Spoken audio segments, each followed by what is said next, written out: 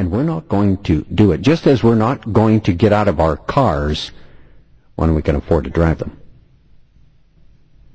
So the only way to get you out of your car is to make it so that you can't afford to drive it. That's what's going on. Same thing with the one world government. We will not be giving up our sovereignty anytime soon unless we are forced. For instance, the North American Union is coming.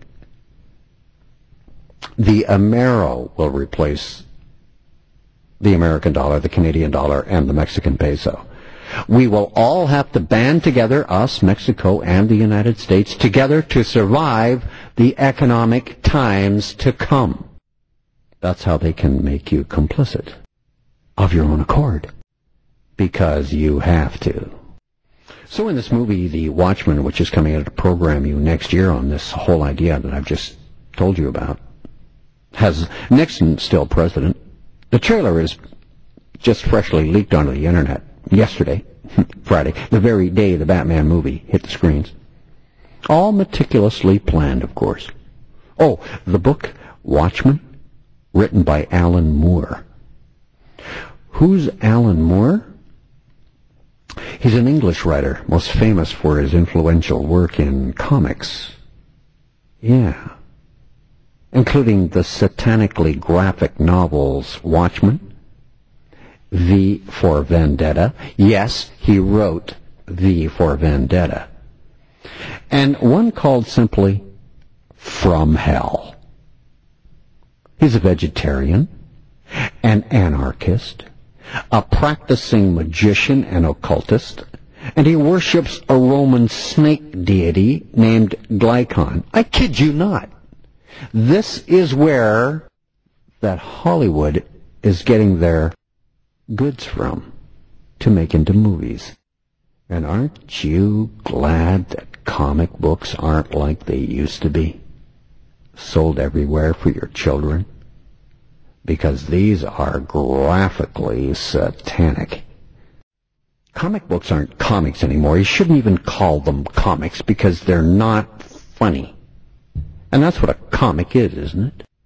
Comedic. Alan Moore has also written a novel called Voice of the Fire. I wonder whose voice that is.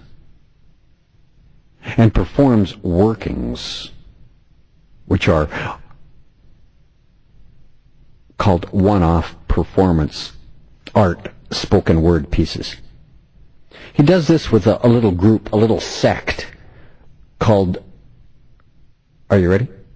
The Moon and Serpent Grand Egyptian Theater of Marvels. Yeah, let me say that again. The name of the little group or sect that he works with is called the Moon and Serpent Grand Egyptian Theater of Marvels.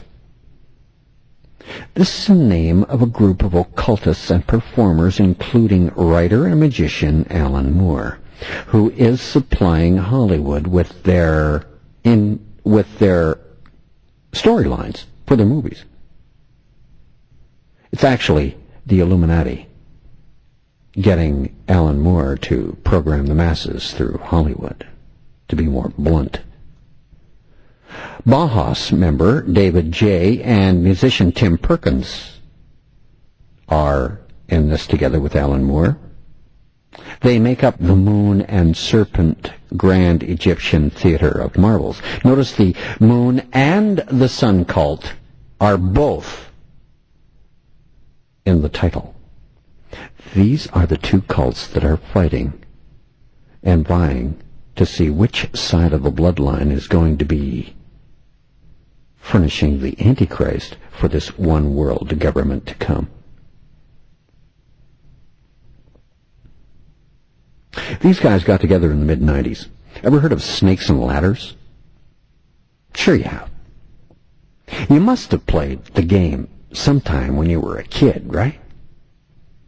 You shake the dice, you get the little man, and you count off the spots on the dice.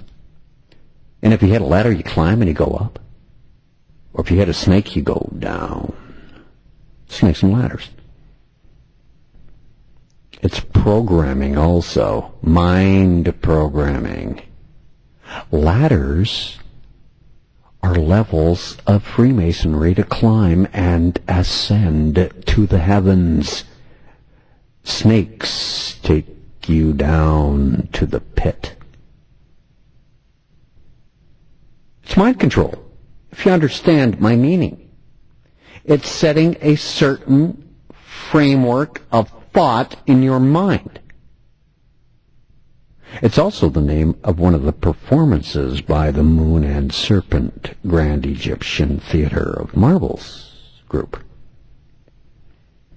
Do you have any idea where this certain piece was once performed? Snakes and Ladders by the Moon and Serpent Grand Egyptian Theater of Marvels troupe? Well, it was at Red Lion Square at a meeting of the Hermetic Order of the Golden Dawn. Let me repeat that. This is where it was performed by this troupe. At the Red Lion Square at a meeting of the Hermetic Order of the Golden Dawn, one of the most elite cults in all the world is the Golden Dawn, the Hermetic Order of the Golden Dawn. It was a Red Lion Square location in England, London. It explored the local area and its magical associations. It was later turned into a comic, too, by Eddie Campbell. Isn't that wonderful? Red Lion Square, by the way, is a small square in the boundary of Bloomsbury and Holborn, London, with a fine garden.